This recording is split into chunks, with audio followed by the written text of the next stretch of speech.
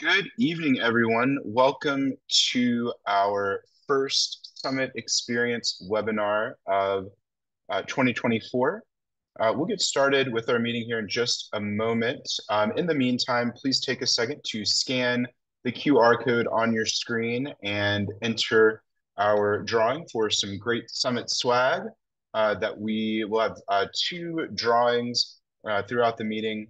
And so as long as you hit your name and give us a way to follow up if you win, you will be eligible for some great Summit swag, including Summit cap, a Summit t-shirt, Summit towel. So we'll just Summit you out.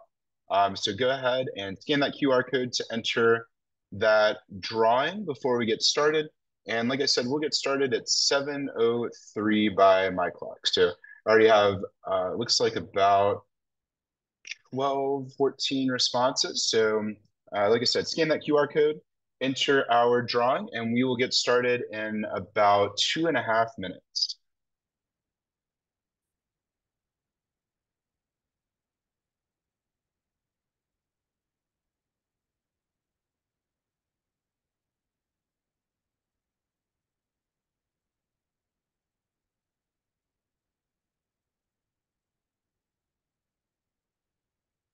All right. Good evening, everyone. If you're just joining us, please scan the QR code on your screen to enter a drawing for some Summit giveaway items that will be for which we'll be drawing this evening during our call.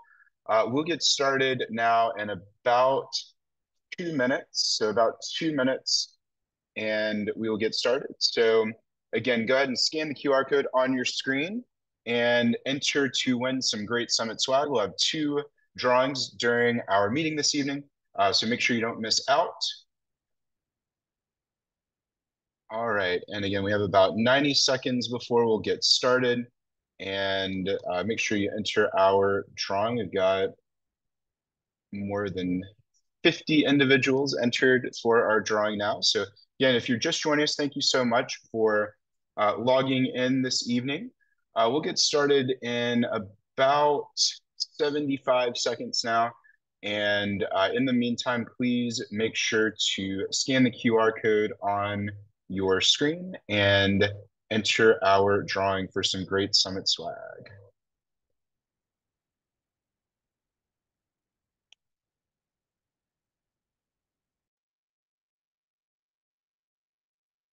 All right.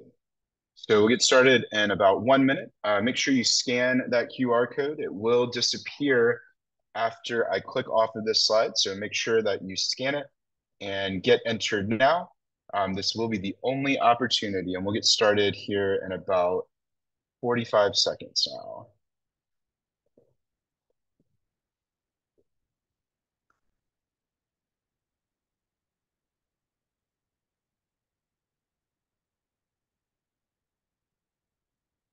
All right.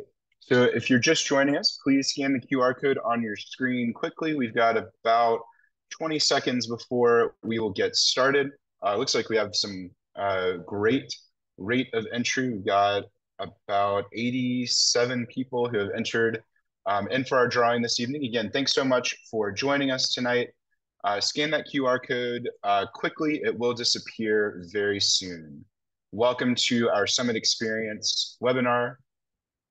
Make sure you scan that QR code, and I'll give you about 10 more seconds, and then we are going to go ahead and get started.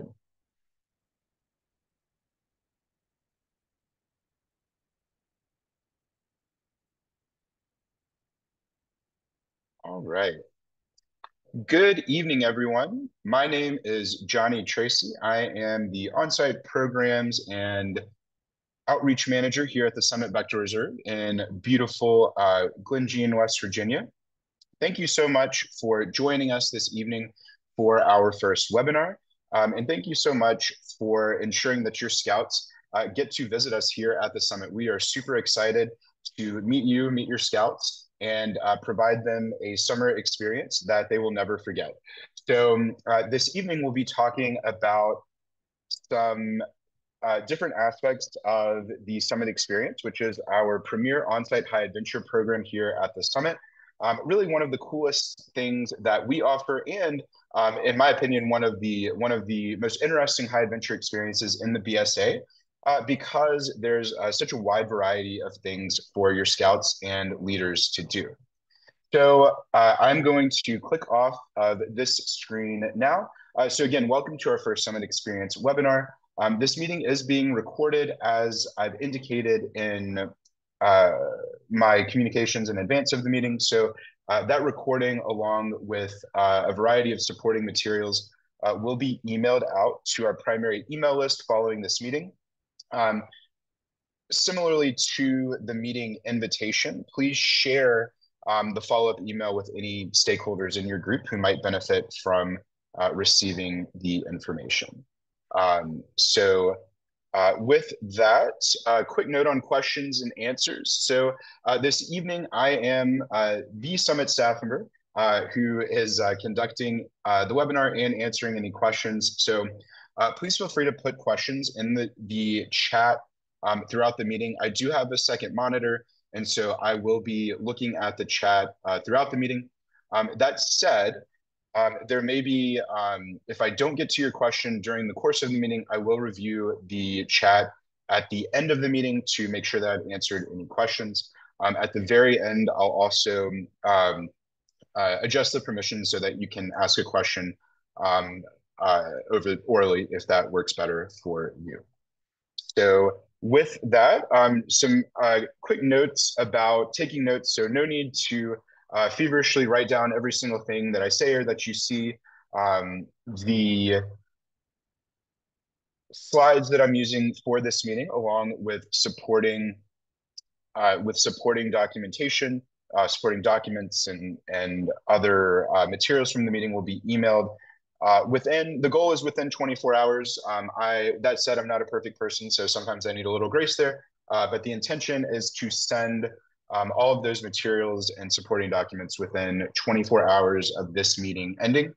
And so you should have that tomorrow night. So if you'd like to take notes, please do, but you don't have to. So as we get started, quick introductions. I introduce myself. I am Johnny Tracy. My email and phone number are listed here. The phone number listed here is my cell, so you're welcome to call or text that number whenever it's convenient for you, and I will get back to you just as soon as I can. You can email me at the email listed here or at johnny.tracy@scouting.org. Both emails work for me.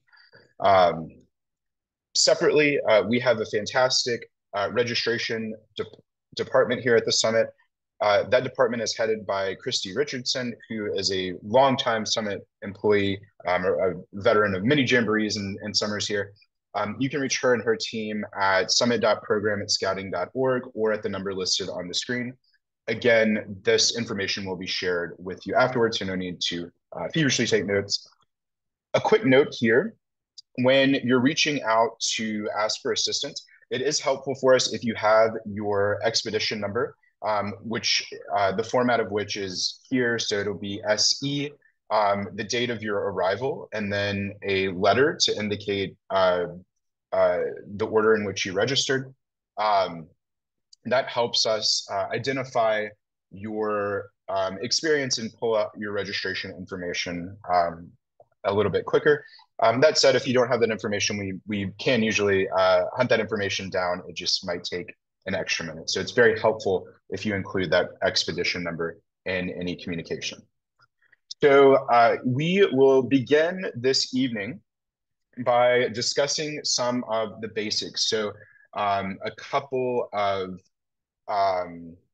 a couple of notes on what the Summit experience entails, what it is kind of philosophically, and what we hope your scouts and leaders get out of the experience. So to start off, we'll talk about the Paul R. Christed National High Adventure Base, which is the home here at the Summit of the Summit experience. So the Paul R. Christed National High Adventure Base is the home to 6 total high adventure experiences, including the Summit experience. The Summit experience is our most popular one by volume and by absolute numbers. So we are super happy to welcome you here for that the fantastic opportunities that this program presents.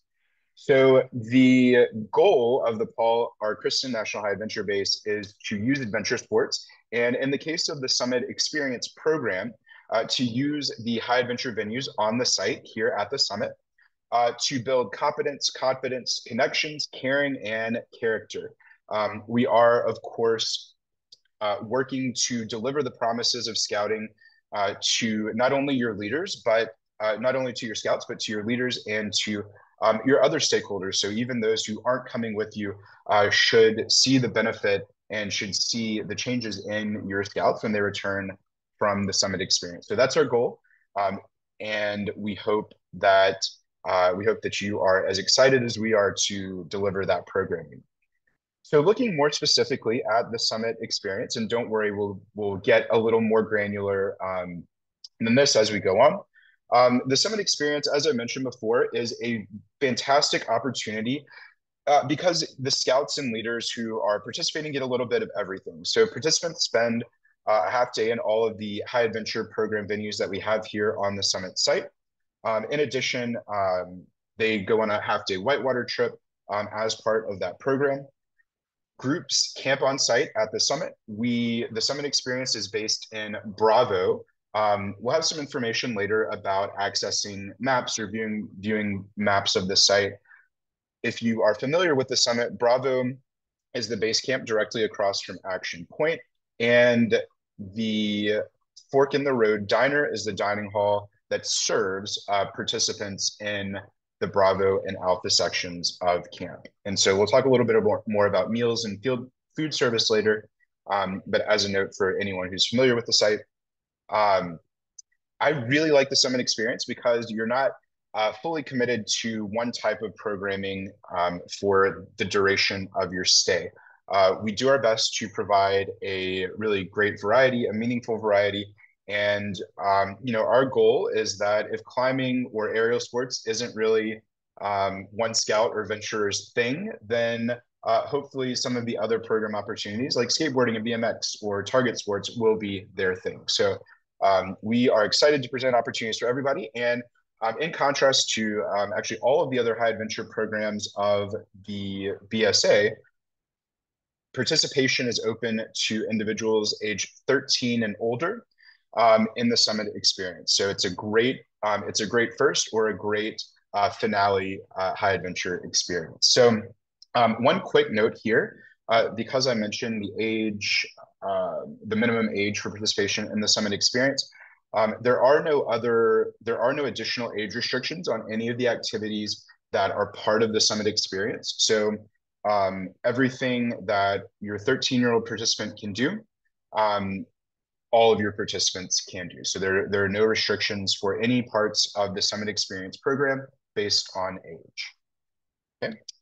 A quick note here, there is information available online at summitbsa.org. If you scan the QR code here, you can navigate to that page and click on the high adventure experience and learn more about the summit experience or share more information that's available online with your participants.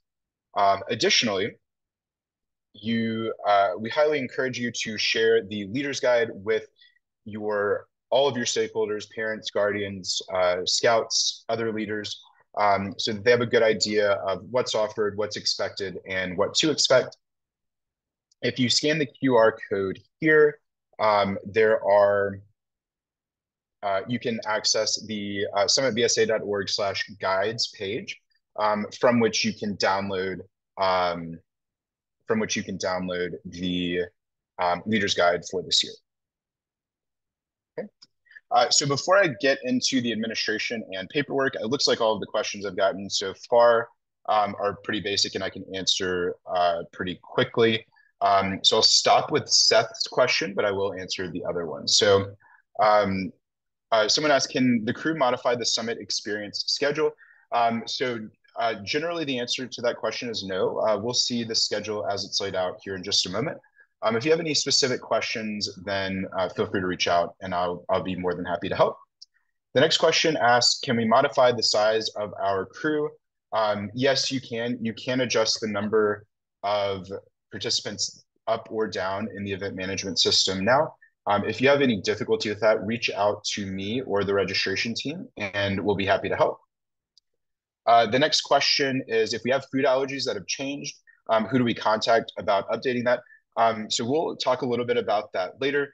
There are a couple of other considerations to be made there, so we'll make sure that you have all the information you need, but we are very responsive and accommodating to food allergies. We have a question, do all members, crew members need to pass the swim test?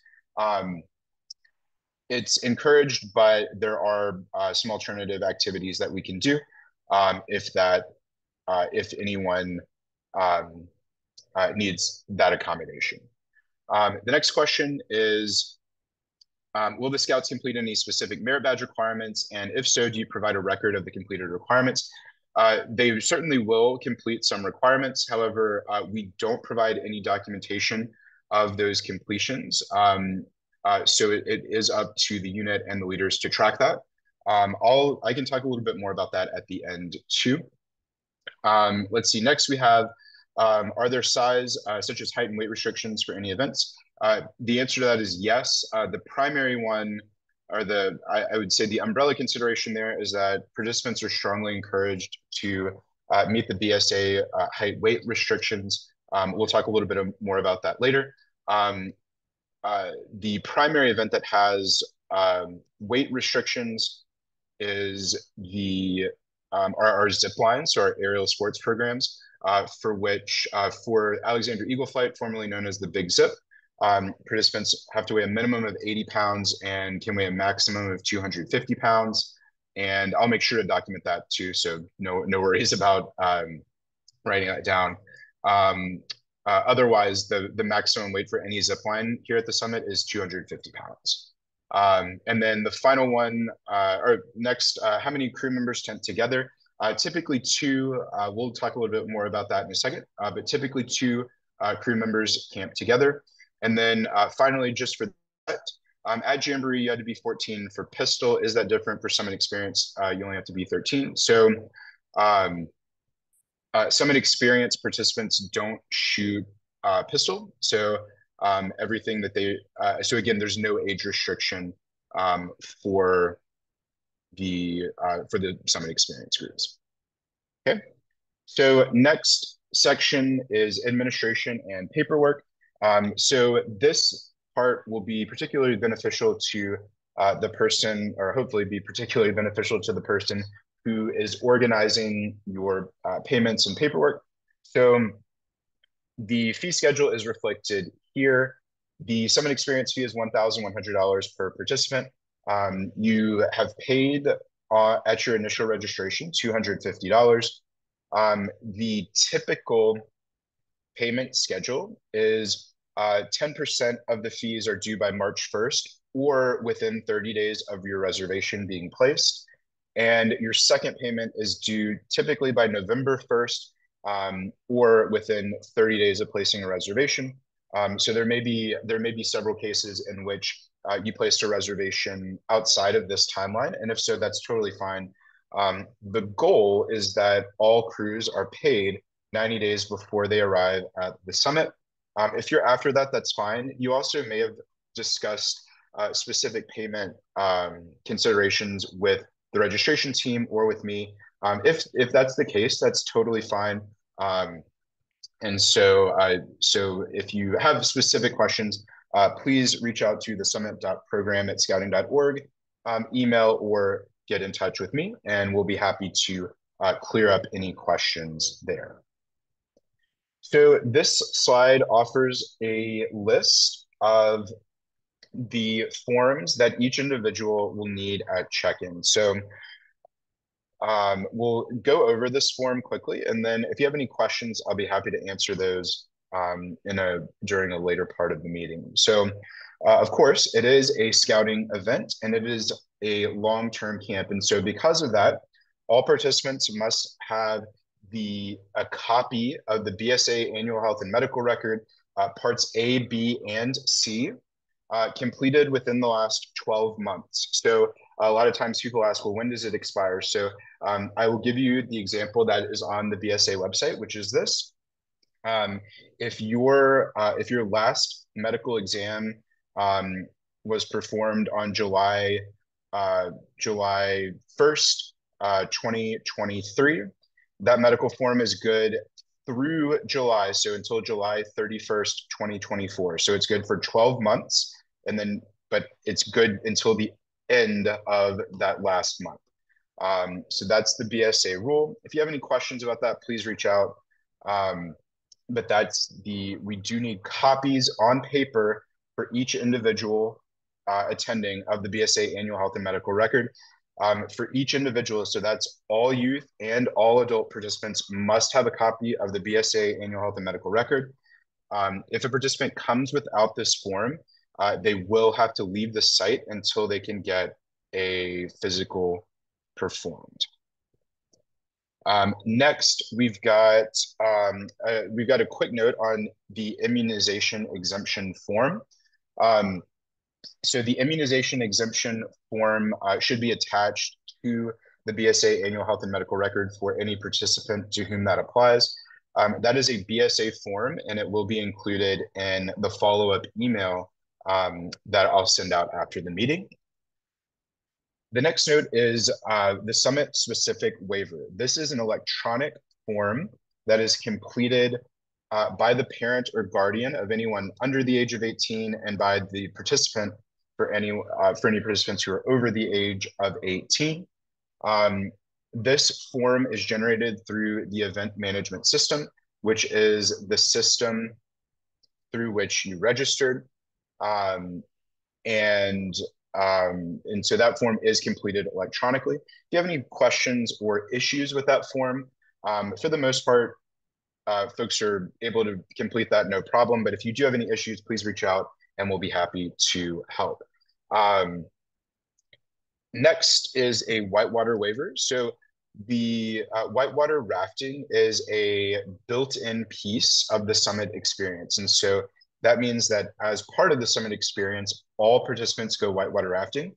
So we do need whitewater waivers on paper at check-in. So that form is available online and in the leader's guide, and it will also be included in the follow-up email after the meeting. So if you aren't sure what that form is or looks like, we will get that too. Finally, and this, some of you may have experience with this at other camps, some of you may not. All adult participants, so anyone over the age of 18, must show physical proof of youth protection training completion. This can be printed, it can be a roster that's generated, or it can be shown to our registration team on a mobile device. But anyone over the age of 18 is an adult, and anyone over the age of 18 must show physical proof of completion of youth protection training. So please make sure to have that so you're not trying to pull that up during the check-in process. Two other notes here. So medical exemptions of any sort can be requested using the form linked here. That form is reviewed by the summit doctor and Dr. Wilson, who will follow up individually with anyone who's requesting any exemptions. And then finally, there was a question earlier about specific dietary needs. Our food service team is still working out exactly what that process looks like. And so I'm going to provide an update either at the next webinar or before. And I'll also provide some follow-up information about reaching out in the meantime or some specific considerations. So that's a list of the forms that individuals will need when they check in. There are a couple of other notes here. So first, a note on arriving to the summit. So the note here is that if you have participated in a summit summer program that wasn't Jamboree before, the typical sequence was you checked in at the Ruby Welcome Center before you came to the site. This year, that is not the case, and check-in will check-in will be at the Piggott headquarters building. And so that is on the site. And so you'll come to the north gate before checking in. So that's a change from previous years that we want to note. Specific details about arrival and arrival day and check-in will be shared later with you by email. The official arrival window is between 11 a.m. and 3 p.m. on your check-in day. However, arrival before, during, or after this window is acceptable. There's also a question submitted that we'll address at the end about arriving early or arriving late. That is an option if your crew needs that, and we'll talk a little bit more about that at the end when we address some of those submitted questions. Okay. So a program note here, like I mentioned before, every participant must have whitewater rafting waivers. We collect these on paper because the whitewater activities are facilitated by trained facilitators who are employed by local outfitters. And so waivers are checked for each participant before they leave the property, and they're collected on your arrival day. Like I mentioned before, the whitewater waiver will be included in the follow-up email, so be looking for that after the meeting. A quick note on sorting. Our registration team prefers that forms are sorted alphabetically by type and not by participant. So that means all of the annual health and medical records are put together in alphabetical order. All of your whitewater waivers are put together in alphabetical order and sorted alphabetically by type, not by participant. So that hopefully will just save you some time when you arrive. Another note on swim checks. So aquatics activities in the form of whitewater rafting and potentially aquatics on Goodrich Lake West, so like our on-site aquatics programs, are part of the summit experience. Individuals in participating units should have completed a swim classification test before they arrive at the summit. Crews should bring 2 copies of their swim classification test listing the youth and adults according to their swimming ability. So that would be non-swimmer, beginner, or swimmer. We'll provide buddy tags to you to fill out, or they will be filled in for you when you arrive. So a note here, so buddy tags, the physical buddy tag itself is not needed for when you go whitewater rafting. However, participants who go whitewater rafting have to be classified as swimmers to participate in that program. A swim test master form is referenced here. You're welcome to use that form, or you can use the general BSA swim classification form. There's no distinction as long as it's recorded and the test is administered in the spirit that it was intended to be administered, then we'll be all set. So that is a note on swim checks. Next, we have a note on food service and specific dietary needs. So your breakfast and dinner each day will be served at the Fork in the Road dining hall. 3 out of your 5 days on which you eat lunch here at the summit, you will be provided a pack-out meal, or kind of a brown bag lunch, essentially.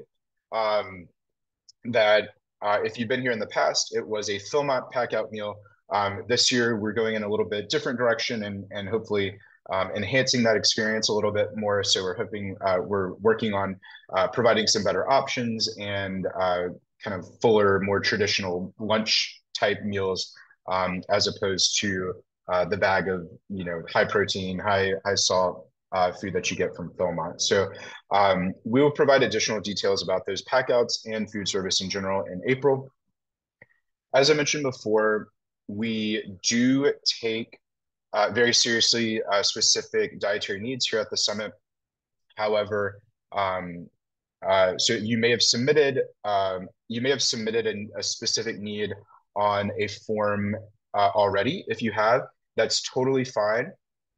If you haven't, there will be an updated form, an updated method that our food service team is developing that I'll share with you. If you have any specific concerns about dietary needs, please don't hesitate to reach out. We can easily accommodate most needs, and so we don't want that to take away from the experience for any of your scouts or leaders. We can, like I said, we can accommodate. We just need to know about them. So please reach out if you have any concerns. And finally, participants are welcome to bring and store supplemental food of their own. And I would recommend that particularly if there's a concern about accommodating maybe a specific variety of needs for an individual. So just a note there on food service and specific dietary needs. Next, we'll talk about camping accommodations. So dome tents, the type that's shown in the picture on the slide, are provided to participants. I've had it asked several times, so it's totally fine if participants want to bring their own tents. Youth and adults both are more than welcome to bring a tent of their own.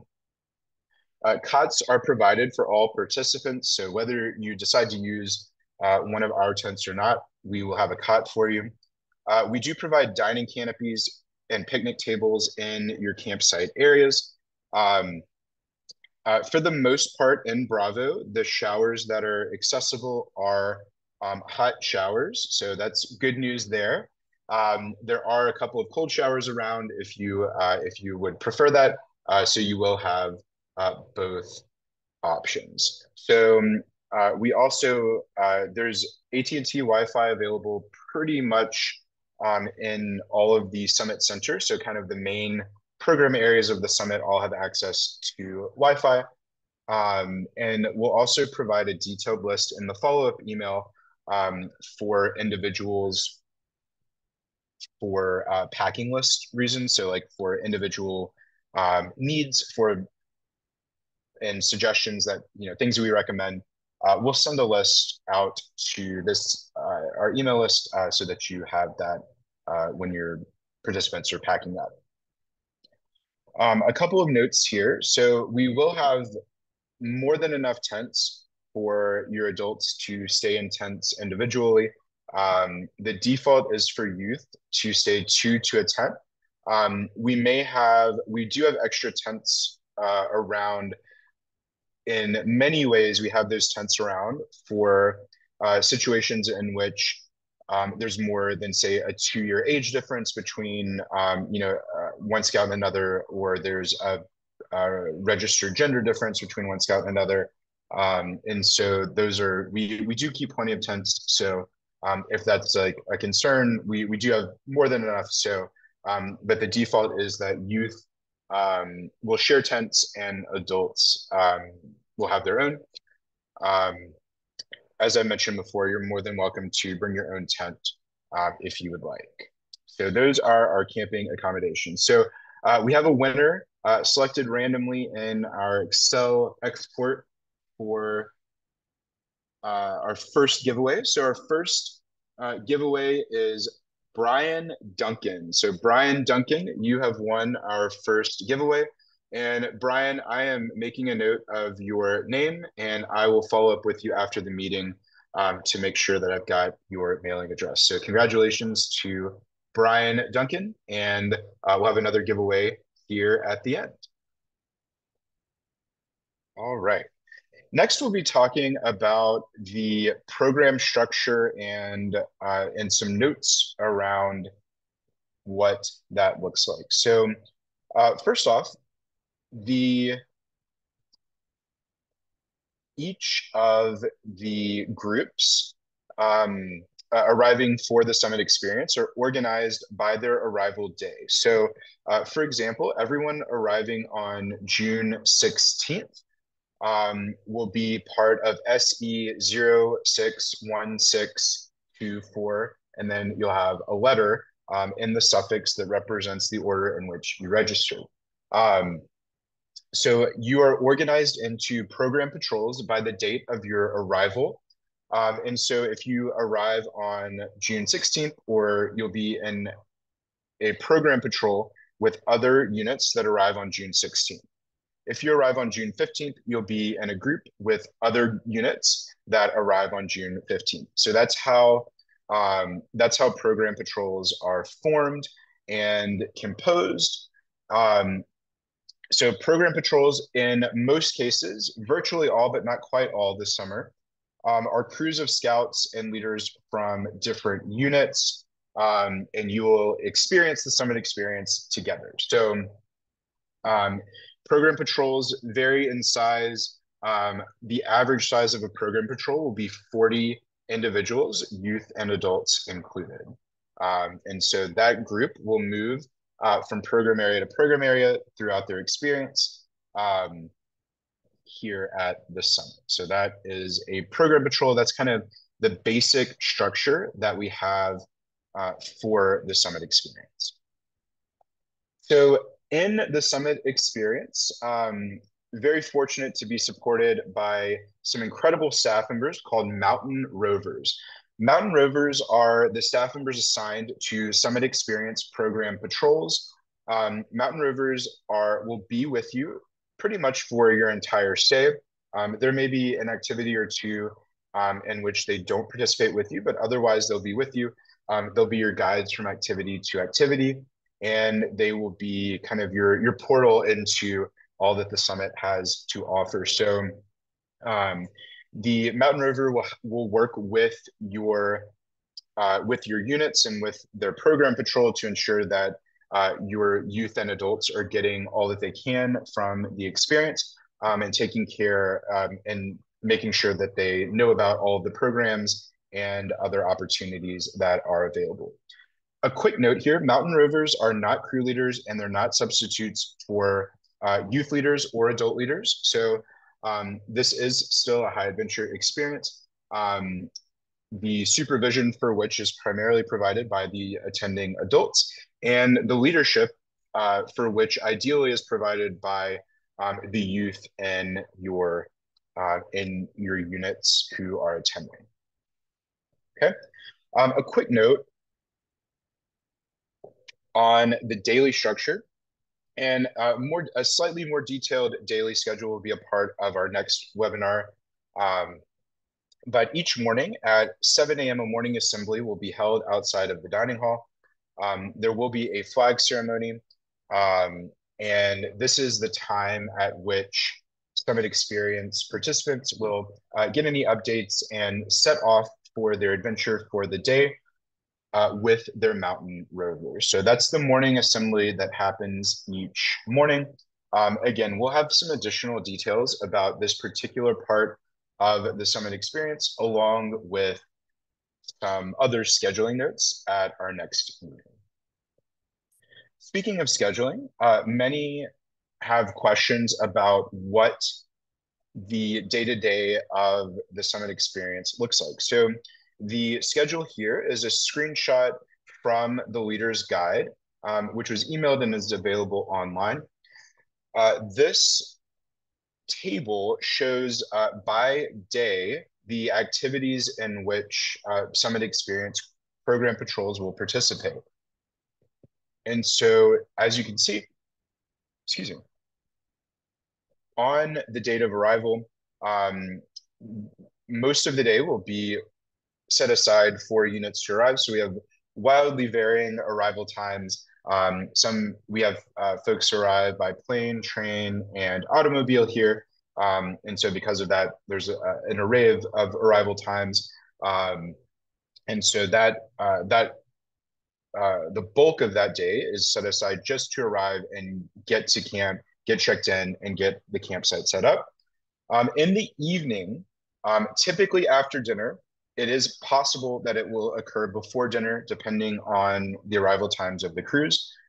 There is an orientation with the Mountain Rover. And then depending on the day of your arrival, there may be evening programs available also. So there are a couple of nights where there are no evening programs. On most nights, there are evening programs. And so if there aren't evening programs available on the night of your arrival, there certainly will be throughout your stay. Then the sequence goes, your first full day, or day 2 on this table, is the aerial sports days. So participants will start off at the rocks and then do the canopy zipline tour, and then Alexander's Eagle Flight. Alexander's Eagle Flight was formerly known as the Big Zip. And so that's kind of the signature venue here at the summit that most folks know. That's our 3,100-foot zip line over Tri-Dave Lake, which is pretty spectacular. The next day we'll start off with Hunter's Education and Skills Center, which is our virtual range we call Laser Shot, and then mountain biking. Day 4 goes into the target sports activities, so archery, like 5 different kinds of archery, and then the barrels, so various rifle shooting, and then and shotgun at the 5 stand. Day 5 will be the park, skateboarding, and the tracks, BMX. So those are kind of co-located at a venue called Thrasher Mountain. And so on that day, the participants will spend morning and afternoon at the park and the tracks. Day 6 will be the whitewater rafting trip on the New River, which is super fun and everybody loves. And if you're not too tired out by that exciting whitewater trip, we offer on-site aquatics or a service project opportunity, and we'll have more detail about what that service project will look like on the next webinar. That will be the program for that afternoon. And then for the closing program on your final day, that will be a program with your program patrol specifically. And that will actually occur after any evening program for that evening, so that your scouts can still participate in that, and your mountain rover will provide some additional details for you there. And then day 7 will be the day that you depart. We do offer breakfast before your departure, so you're more than welcome to partake before heading home. So that's a good general overview. As I note on the slide, some small adjustments are still possible, but relatively unlikely. I think the biggest difference from this schedule might be that the Canopy Zipline Tour might be the afternoon, and Alexander's Eagle Flight might be during the middle of the day. So I only offer that to say that whatever changes there may be will be pretty small. So no major changes are expected from this schedule. Okay. So next, this is a quick overview of some of our program facilities here at the summit. As I mentioned before, the summit experience gives participants access to all of the on-site high adventure venues that we have here. So that begins with the rocks, which includes rock climbing, rappelling, and the leap of faith. Then Alexander's Eagle Flight, again, formerly known as the Big Zip, which is our signature 3,100-foot zip line. The Canopy, which is our tree-to-tree zip line tour. So you get to float among the trees and get the experience and interpretation from our guides on some of the history and natural features of the summit site. We have Low Gear in the Harvey Bike Shop, which is our mountain biking venue. Hunter's Hall in the Craft and Skills Center, which is our incredible hunter education and laser shot venue. We also have the barrels and the bows, which I've actually just learned today. The bows will be back open again for full operation. So bows and barrels for shooting sports and archery. As I mentioned on the last slide, the park and the tracks for skateboarding and BMX. And then the New River Gorge, so America's now second newest national park, because there is a newer one that was just announced, on the world's 4th oldest river. So the New River is the 4th oldest river, fun fact there. And then finally, Goodrich Lake, which is the venue for our on-site aquatics here at the summit. So this is a quick overview of our program facilities. If you visit summitbsa.org, the summit website, you can learn more about the program venues, the people after whom they're named, and all of the things that they offer. So someone asked a question about some of the evening activities. So the activities listed on this side are activities that occur or are held, or the venues for which are in the Scott Summit Center, which is kind of the main area, or the main kind of the heart of the summit. And uh, these venues include Action Point, which is the home of our skate park and BMX activities separate from the park and the tracks, which are the high adventure venues.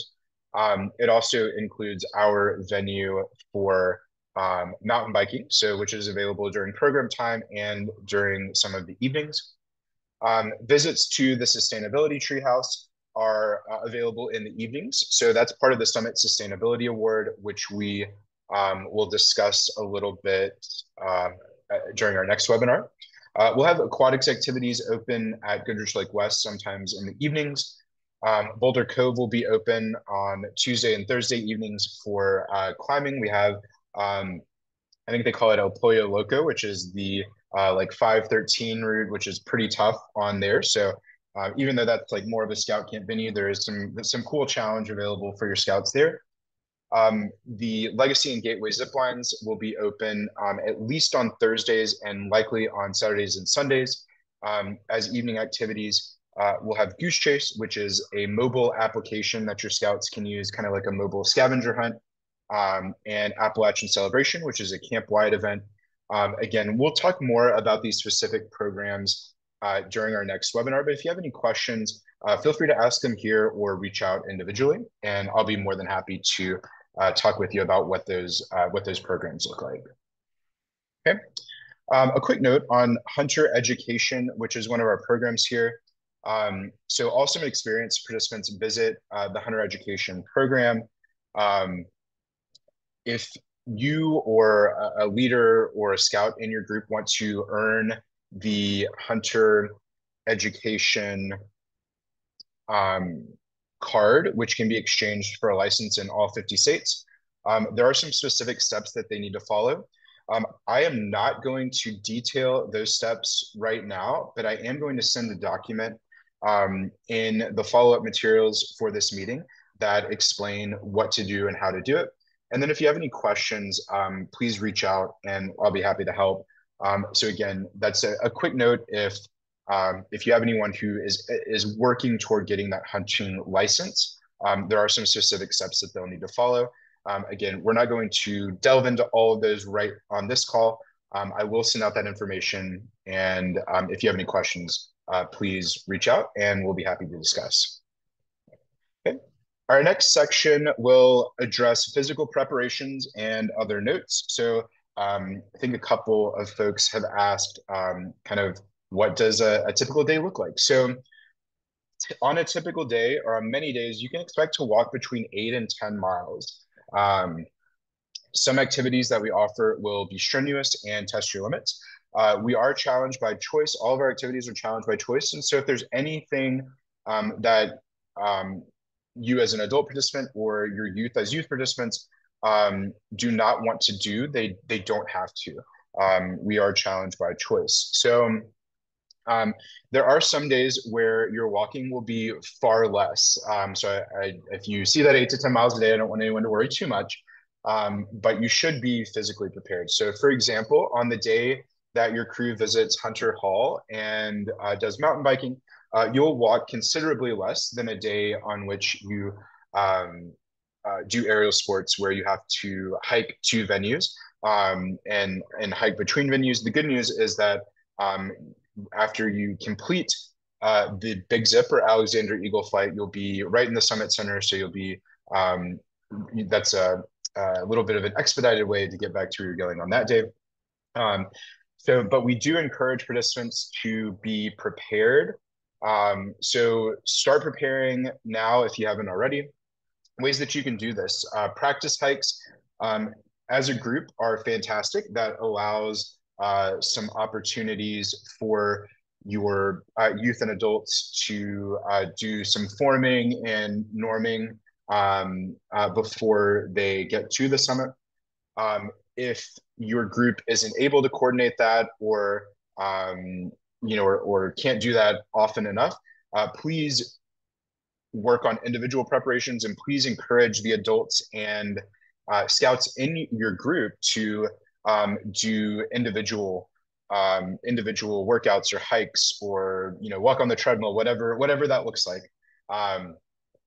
So typically, most participants will carry a day pack with about 15 pounds of weight. That actually seems slightly high to me, but you will be carrying some water, and a few other personal supplies, and lunch on 3 out of the 5 days. We encourage you to hike on hilly terrain. Again, hiking on any terrain is better than nothing.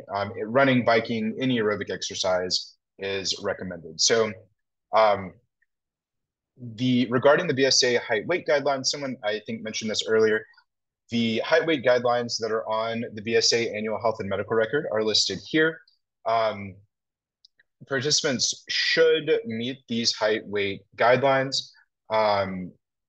If you have any questions or concerns about this, I've listed on this slide the contact information for our health lodge.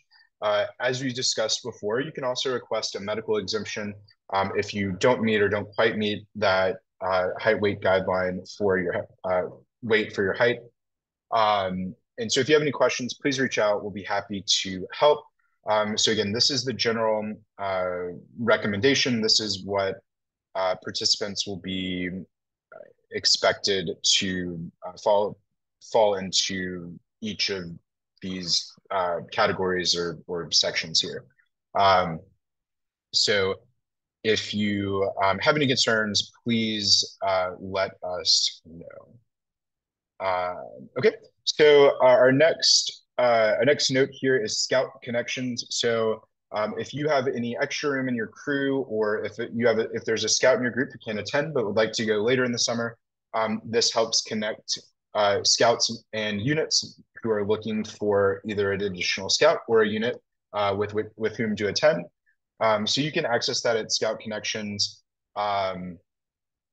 You can access that at the Scout Connections URL or scan the QR code here. Okay. Quick plug for Summit staff. We are still hiring. We are actually have a great, we're having a pretty good luck hiring so far. So we've hired a tremendous number of staff already. It does take about 300 individuals to operate the summer each for our seasonal programming. So if you know anyone over the age of 18, maybe a recent scout turned scouter, we would love to talk with them about what a Summit summer looks like. You can find more information at summitbsa.org/jobs or by scanning the QR code. There are still, I think, 48 open roles. So we have lots of opportunities, things that involve sitting inside in an office all day to facilitating a RIPS course, or facilitating shooting sports, or being an ATV guide. So a whole array of opportunities for anyone over the age of 18 looking for the coolest summer job that they will ever have. So some information there. On our next webinar, we will discuss opportunities for other awards. And so if you have any specific questions in the meantime, please feel free to reach out and I'll be happy to assist. Like I said, we will discuss these opportunities listed here and others in a little more detail during our next webinar. Okay, so at this point, I will answer the submitted questions, and then we'll do one more giveaway, and then we'll have kind of an open question and answer period. So someone asked, any travel recommendations from Charleston Yeager to the summit? So yes, I've listed the page on which those recommendations can be found in the leader's guide on the slide. It's page 25. Additionally, I'm going to copy and paste. One moment. I'm going to copy and paste the options that we list that are listed there. So I'll send these in the follow-up email. So you'll have those, but these are the places that we recommend um, if you are flying or need transportation between where you are and the summit. A quick note that is reflected in the leader's guide, but not reflected in the list that I just put in the chat. If you are arriving to the summit by train and you're arriving at the Prince or Thurmond station, we do provide transportation because there aren't really many other options. So if you have specific questions about that, please reach out. Otherwise, the arrangements and local vendors with whom we work or whom we recommend are included in on that page of the leader's guide and in the chat there. Okay. Let's see. So can we add an extra day before or after our experience begins? The answer to that question is yes. And you can make these arrangements through the event management system on your arrival card, the details about which will be shared with you in April. And so you will be able to add an extra day before and or after, which many units do because of travel schedules, particularly with air travel and trains. So can we bring our own tents and cots? Absolutely, like we've discussed already. So you're more than welcome to. We do provide those. However, you're welcome to bring your own. Okay, and then the last question that was submitted in advance. This question was, I'm an adult leader. I may not pass the swim classification test or may not be classified as a swimmer, we should say. Can my scouts still participate in aquatics activities? And the answer to that question is yes, absolutely. So while adults are full participants, like I mentioned before, all of our programs are challenged by choice or ability. And so we're not going to make you do anything that that you're uncomfortable doing. So no worries there. So you can get ready for adventure. It wouldn't be a scouting meeting without a plug for the trading post with Garden Ground Outfitters. I did notice a question in the chat earlier about custom crew t-shirts. I believe that is open. However, if it is not, I will follow up and I will include information. I will include information about that in the follow-up email. So if you have a question about custom crew shirts and haven't been able to order those yet, I will talk with our retail manager tomorrow to make sure that we clear up the confusion there and make sure that everyone has access to the correct link and all of the information that they need. So our next webinar, we do have one more webinar scheduled. Will be on April 24th at 7 p.m. We'll send a reminder in advance of the meeting, including the joining information. As you did for this meeting, please feel free to share the meeting information with any stakeholders who would benefit from participating. And as always, don't hesitate to reach out if we can help. This meeting, our second webinar, just like this meeting, will be recorded, and all of the supporting materials and documents will be emailed within about 24 hours of that meeting ending. Okay. All right, so we're going to do a giveaway quickly, and then I will get to the questions in the chat. So our next giveaway from a random Excel sort is Ellen Brennan. So Ellen Brennan is our second webinar giveaway winner. And Ellen, I will be reaching out to you very soon to get a mailing address for you, and we'll send you some great summit swag right to your door. So congratulations, Ellen, and congratulations, Brian, from earlier. All right. So here is that key contact information. Again, we will share this information in the follow-up email. So if you don't have didn't get that down, you'll have access to it. So at this point, I will say that if you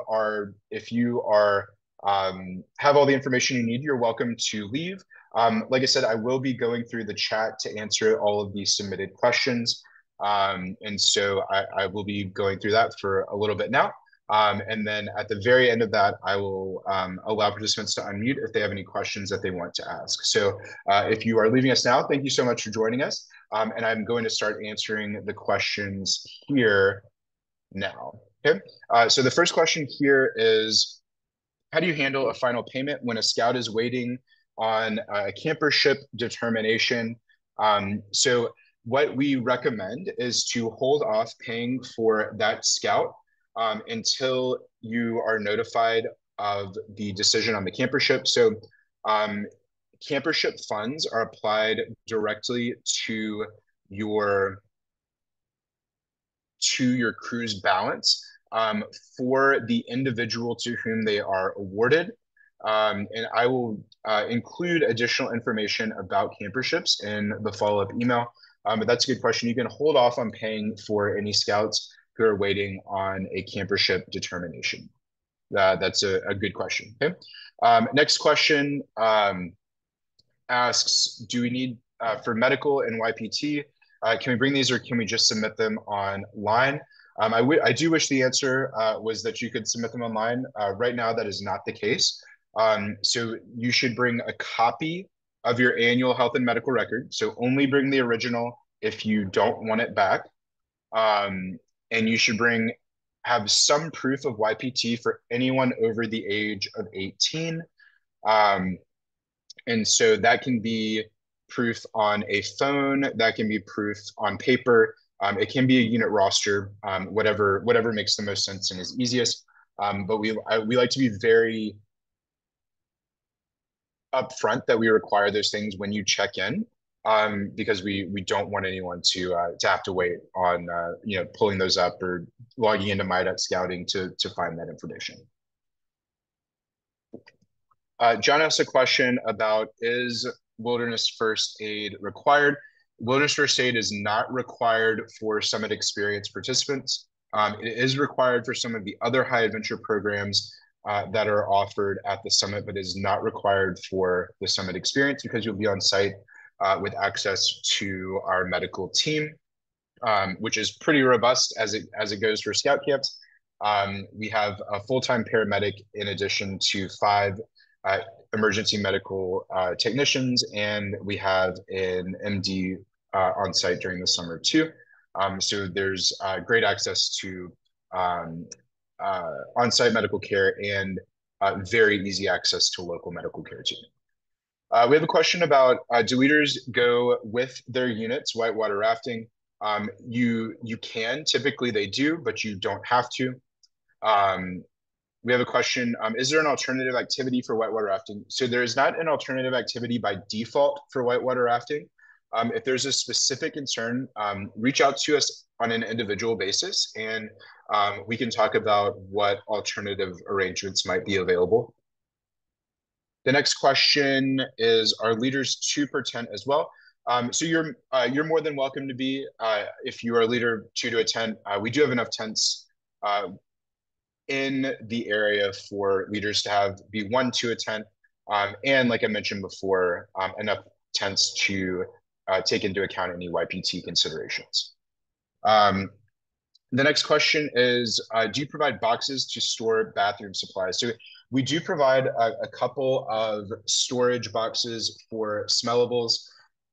Additionally, parking for Summit Experience participants will be quite close to where you are camping. And so if you need to store anything in a vehicle or a trailer, you're welcome to bring those, but we do provide boxes. I will say that we do have some very active bears here.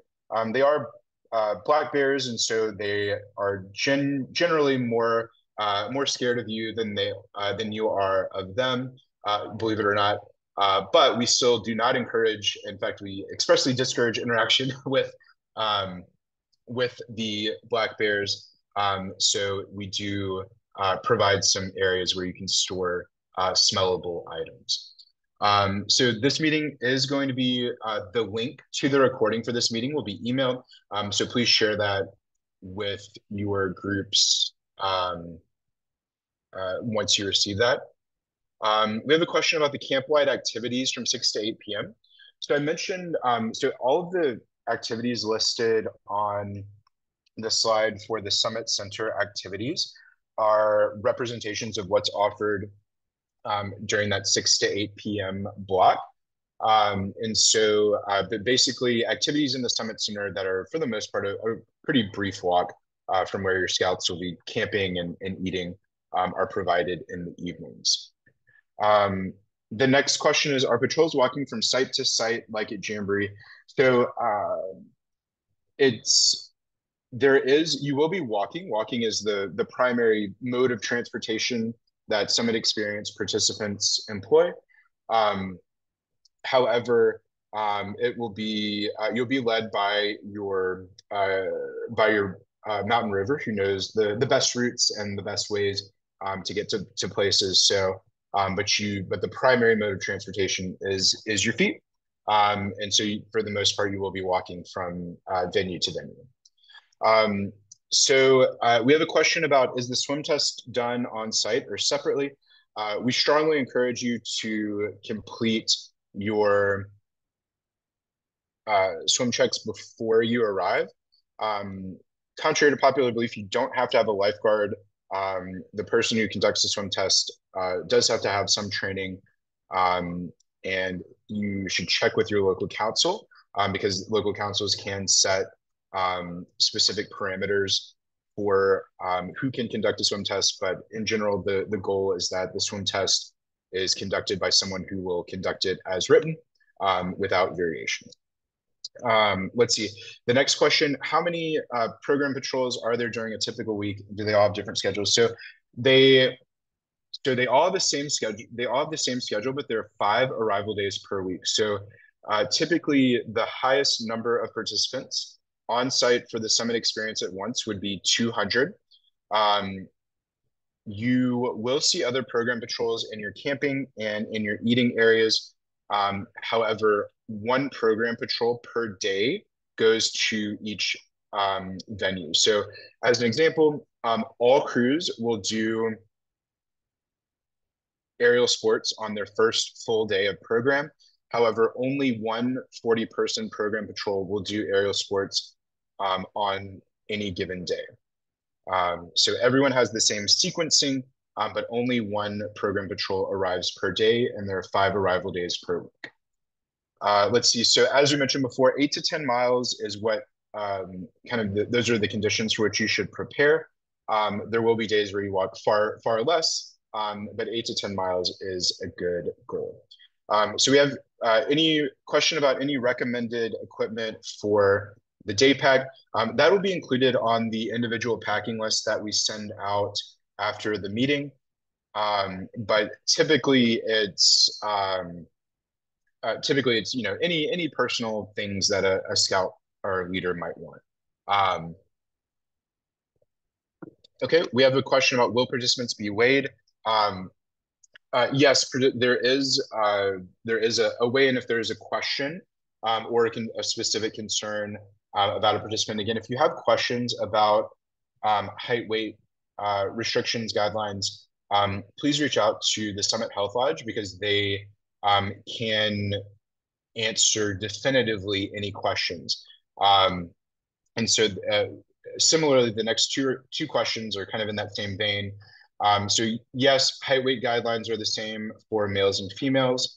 Someone asked about a variant. So I will say typically our health and safety team is pretty accommodating and will work with you to make sure that you can participate safely. I will say that while the health and safety team at the summit may be able to provide an exception or a variance, especially for folks who are just slightly off the mark. There are the weight limits for particularly the aerial sports venues, so like the Big Zip, are not negotiable. So the maximum is 250 pounds, and you are weighed at check-in for the event. Next question we have is medical office location and nearest hospital locations. So there are several local hospitals. So there's a fairly major hospital in Beckley, West Virginia, which is about 25 minutes from the summit. There's a smaller hospital in Oak Hill, which is only about 10 minutes from the summit, and there are a number of smaller clinics and urgent cares around. As I mentioned before, we do have a pretty robust on-site medical staff too, and so if if you or any of your participants need something, we should be able to pretty well take care of them. So we have a question about if groups can choose their own arrival times. So yes, you aren't sent, nor do you have to claim with any finality your arrival time. So you can arrive whenever works best for you. Like I mentioned before, the encouraged arrival time is between 11 a.m. and 3 p.m. on the date of your scheduled arrival day. However, you can arrive before, during, or after that time period, and that's totally fine. On your arrival information, which I briefly referenced earlier, and we'll discuss in more detail at our next webinar, during our next webinar, you will be asked to identify a window. So if you think you're going to arrive at 2 p.m., you can put 2 p.m. It's totally fine if you don't arrive at 2 p.m. and then you can arrive at 1 p.m. or 4 p.m. We will still accommodate you and let you on the site. So no worries there. But we will ask for your arrival time just for our planning purposes. Okay, next. So you can absolutely bring your troop trailer. Do you need a trailer? No, but you're welcome to bring a trailer, and it can be parked and accessed, like I said, relatively easily from your camping area. Like we discussed before, no adult leader is required. No individual is required to have wilderness first aid training to participate in the summit experience. Our next question, do groups need to reserve campsites or tents? The answer is no. So your tents and cots are provided. We keep more than enough on hand to accommodate any, really, like I mentioned before, any situation. And you will be assigned a campsite based on your arrival day. I will say that more or less all of the campsites are the same. So no worries about getting the getting the right thing or not. Let's see. The next question is the next. So the next webinar will be additional information about the Summit Experience program, including some more specific information on the program schedule and some of the youth leadership roles. Let's see. So we have a question about duffel bags. So yeah, it's really up to you.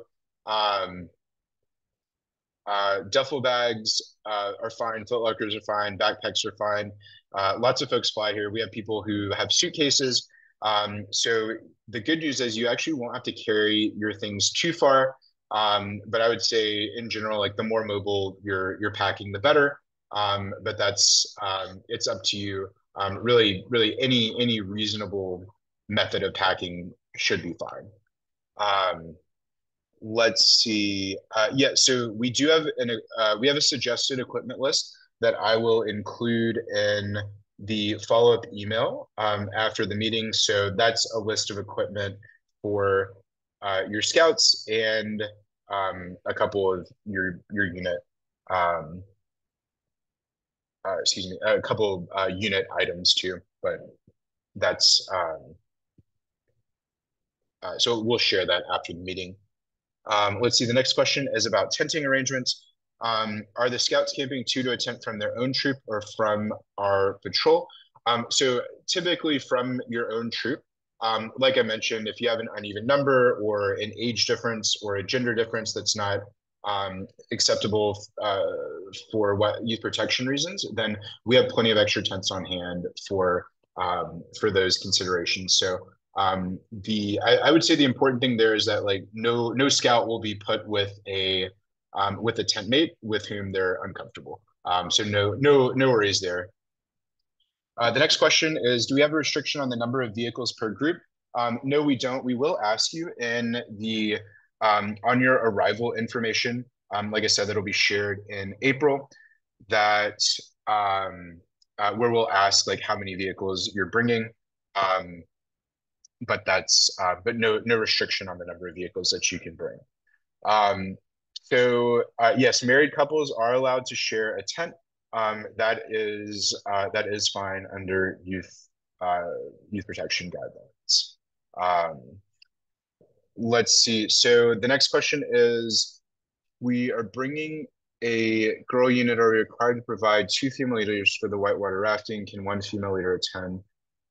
Yeah, so one female leader can attend, and as Carrie mentions in her reply, um, there's no one-on-one. So youth protection is covered, and the river guides themselves, the staff of the outfitters who facilitate that program, are actually youth protection trained.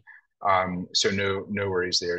There's plenty of adult coverage, and they'll be all set. Um, Next question is, if scouts take a swim test at another camp, do they need another for the summit? The answer is no. In fact, it's rarely the case, but if you have all of the same folks participating, you can use the same form. So as long as there's a swim test form that is, from a BSA source, either the official swim classification record on scouting.org, the summit specific form, or any other camp form, then we will typically accept that. So no worries there. If you have any specific questions or concerns there, reach out to me on an individual basis, and I can try to help out. Okay, next question. If a scout has physical limitations, are there alternatives to hiking the far distances? The answer to that question is yes. We are fortunate to have a really robust and accommodating transportation team here at the summit. And so if you have a scout or a leader who has physical limitations, please don't hesitate to reach out. In fact, now is the best time to do that, so that we can make arrangements far in advance for those who need them. But yeah, that's a great question, and no scout or leader will miss out on anything in which they want to participate because of a physical limitation if we can safely accommodate them. Next question, what occurs in the event of inclement weather? So typically, in the case of inclement weather, we do have some alternative activities, and we usually are able to move around the scheduled activity for the day to and get that in at another period. So that's typically how we handle inclement weather planning. So each of the areas that you'll visit will have an inclement weather plan. So Sarah mentions that the website for ordering custom crew t-shirts says it's down due to technical issues. So yeah, I'll follow up with that. And I've made a note, so I'll put information about the crew t-shirt orders in that follow-up email. So we'll make sure that everyone has access to that who would like it. So let's see. So the next question is there a minimum weight to participate in whitewater rafting? The answer is no. There's no minimum weight for whitewater rafting. The only minimum weights we have are for the zip lines. It's 50 pounds for every zip line on the site, except for the Big Zip or Alexander Eagle Flight. And the minimum weight for that is 80 pounds. But no weight restriction for whitewater. The next question is, how long are the bike trails? So there are miles and miles of bike trails. I'm going to make a note of that, and in the follow-up email, I will give you some insight. I will say that they provide challenge, but aren't too strenuous. So, but I'll follow up with some specific information on bike trails in that follow-up email. Let's see. Okay, next question. Does the summit provide mountain bikes and skateboards? So yes. So the summit provides all of the equipment for all of the activities that you will do. So all of the personal protective equipment and the hardware that's required. So for skateboarding, we have the skateboards. For mountain bikings, we have the bikes. For BMX, we have the bikes. So really, really almost everything you need, we provide. Um, so no worries there. Let's see. Next question is we need to add a night on the front end of our trip. So you'll be able to book that in April when the arrival information portal in the event management system opens. The registration team will send you an email about that. But if you have any specific questions, please feel free to reach out and we'll be more than happy to help. Okay. Yes, so food is provided for all days of the events and of the event. So that starts with dinner on the day of your arrival and ends with breakfast on the day of your departure, unless you've scheduled an extra day at the beginning and or end of your trip. So otherwise, food is provided from the evening or dinner of your arrival through breakfast of the morning of your departure. So there's a question about if weather cancels zip lines or other events, can they be made up later? The answer is typically yes. There was not a case last summer where a group missed an event that they couldn't make up later. So we are very aware and very sensitive to ensuring that your scouts and leaders get the full experience. Let's see. So the next question is, what's the difference between camp and the restroom? So the good news is that restrooms for your scouts will never be far away. Um, in the camping area, polygons, which are what we call the restrooms here, are never more than a few 100 feet away. So you'll be very close to facilities pretty much at all times. Um, do married leader couples count as only one leader? No. So married leader couples, as long as they are both registered, are to count for two leaders. Um, but let me know if there's any other consideration that question needs. Um, let's see. So the next question, uh, so is about who do we reach out to about those accommodations. So I'll put my email address in the chat here. If you email me, I'll be more than happy to talk with you about those arrangements. You can also call or text me at this number. And it's typically just easier, right, um, there are um, when we can discuss specific situations kind of offline. But more than happy to do that and make those arrangements. Okay. Next question: can scouts bring bikes to get from place to place for some experience? So currently, the answer to that is no. We don't allow bikes to get from place to place. That's a national BSA rule for the summit. We are working on potentially adjusting that in the future, but as for now, we personal bikes for movement between program venues are not allowed. Let's see. We have a question. Do scouts need to bring helmets for biking and skateboarding? No, those are provided. So all of the pads, helmets, all of the gear needed for all the activities is provided. Let's see. Uh, okay, so there is no parent visitation night. This is a high adventure experience, and so as part of that, there's no family or participation night. I will say that if you have some parents who want to visit, kind of maybe outside the context of a parent visitation night, we do have family adventure camp, and I will include a link to that in the follow-up email. And so that could be a way that a family could visit their scout while they are participating in the summit program. So I'll send information about that in the follow-up email. The next question we have, if we arrive the day before, what do we do for food. So, um, food is provided if you um, have paid for an early arrival or a late departure. If you haven't paid for an early arrival or late departure, then you you won't be on the site.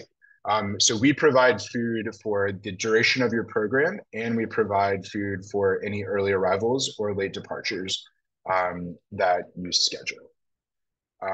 Let's see. So I'm not sure what the question, will the whitewater registration info be given? I'm not sure what that means. Every crew goes on a whitewater trip as part of the summit experience. And so, Ross, if you could clarify that question, um, I'd appreciate that because I'm not sure that I answered that. Okay, there's a question about if we can find a list of which merit badges correspond to each activity. So we do not maintain that list because the focus of the summit experience is the high adventure programming rather than the advancement aspect. If you have any specific questions, I can help answer those, and I'll also try to put together some notes on activities in the summit experience that correspond to merit badge requirements. But again, the focus of our scout camp here is advancement, whereas the focus of the summit experience and other similar programs is adventure and challenge. Let's see. So there are a couple of questions at the end here about if we're staying an extra day, um, can we sign up for extra activities or can we leave camp? So um, if you are arriving a day early or staying a day late, there may be activities on the site in which you can participate, particularly in the evening. However, we do not guarantee that there will be any activities on site during the day or in the evening in which you can participate. So that's a note there. So the extra day includes the accommodation, like in the Summit Experience camping area, and it includes the meals for the early arrival and or late departure, but it does not include any additional programming. If you, the next question is like, if you arrive that day early, can we leave and visit the national park? And the answer is yes. If you arrive early or stay late, you can leave the site to visit some of the local attractions. And those are actually some of the ones that we recommend are listed in our leader's guide. But that absolutely is an option. And that I would say is probably your best bet. But if you have any questions, specific questions about that, we're more than happy to help. So please reach out on an individual basis if you have any questions about like activities for early arrivals or late departures. Okay. So we've reached the end of the questions in the chat.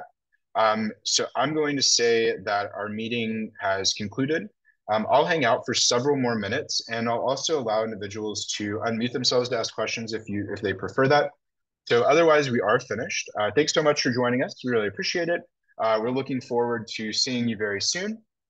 And like I mentioned before, you can unmute if you would like and ask a question. I'm also still looking at the chat. So feel free to chime in or type a question. Otherwise, I hope you have a fantastic evening. And thanks again for joining us. This is Ross. Hi, Ross. Hey, I was wondering, so I thought there was like a third party that we had to sign up with the whitewater rafting. That's why I was asking that. But Gotcha. Yeah, no, that's a good question. So the good news is it's included. And what is so it? there's, Okay, yeah, good. so yeah, there's nothing extra or special you have to do. Oh, super. Okay, that clears it up. Thank you. Yeah, absolutely. Thanks for clarifying because I didn't get that from from Yeah, I what should was have typed worded in. it better. My No, fault. that's totally cool. I just want to make sure I answered it. Okay. Let's So see. everyone who comes is doing whitewater if they want to, right? Yes, that is correct. Okay. Thank you. Yes, absolutely. Thank you. Let's see. So we have a question. How do we add the early arrival day to our reservation? The answer is on the arrival information that we will send to the primary leader, unit leader contact in April. And our registration team will send a follow-up email um, about that arrival information. And if you have any questions, please reach out and we'll be happy to help. But that information is coming soon, but it's not available yet. All right. Any other questions from anyone tonight? I just want to say thank you. You did an excellent job. Oh, thank you so much, Angela. I really appreciate that. Let's see. So the summit is in the Eastern time zone. So it is 8:30 here.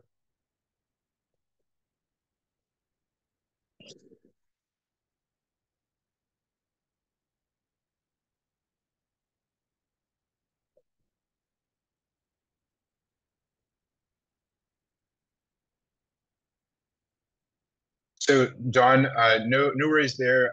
I will send a complete recording of the meeting along with the slides that we used and all of the supporting documents. So you should get all the information that you need that way. But if not, my contact information is on the slides and will be in my email. So feel free to just get in touch if I can help with anything after.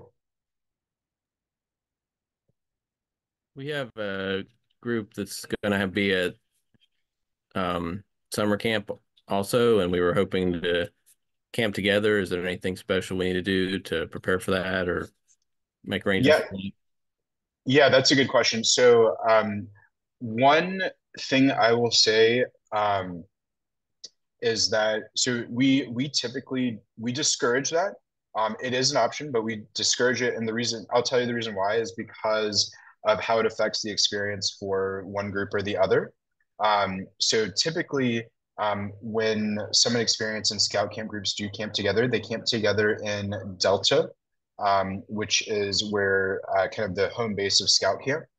And then the Summit Experience group either meets up with their group daily they um, or they hike over or drive over in the morning to meet up with their group. So either option is fine, and either option is viable. I will just tell you from our experience, we had I think two or three groups who tried that last year, and it it wasn't the best arrangement. So it is possible, and we can do that. So if you do want that, just reach out individually, and I'll include some information about that in the follow-up email. Um, but I do like to be upfront about our recommendation there. We had asked about it earlier, and is the most negative thing one group has to walk farther than the other, or just the experience of being in two different places, or what? I would say the logistics of so like I said, the Summit Experience groups always camped with the Scout Camp groups was how it always ended up.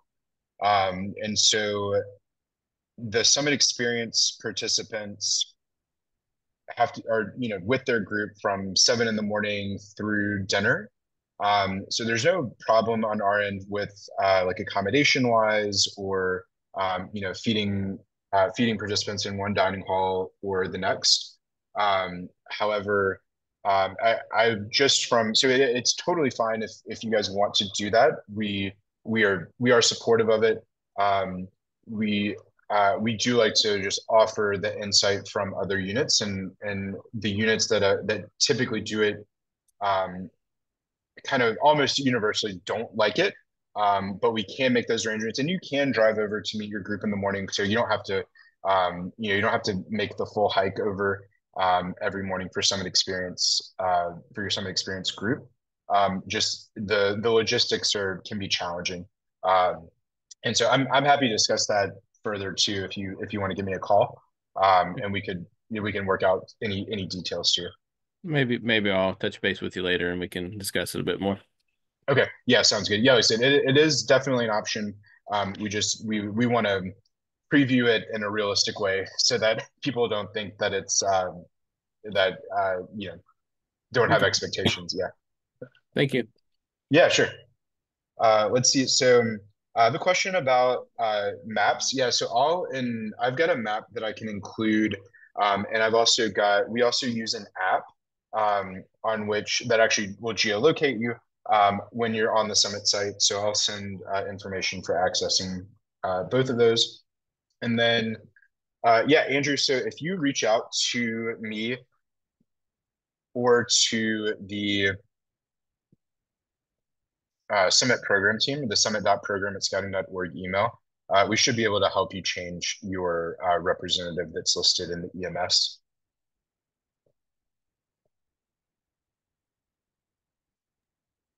Hey, is there electricity nearby if we want to run a cord for a CPAP machine? Yes, there is. So electricity is pretty easily accessible from all of the Summit Experience camping areas. So you say I should bring like a 50-foot or 100-foot extension cord or something? I would recommend that. We have plenty of extension cords on site. So if you don't want to lug one around, or if you're air traveling, we've got plenty. So if you want to be extra sure, yes, but we've got more than enough to cover everybody. Okay, great. Thank you. Yeah.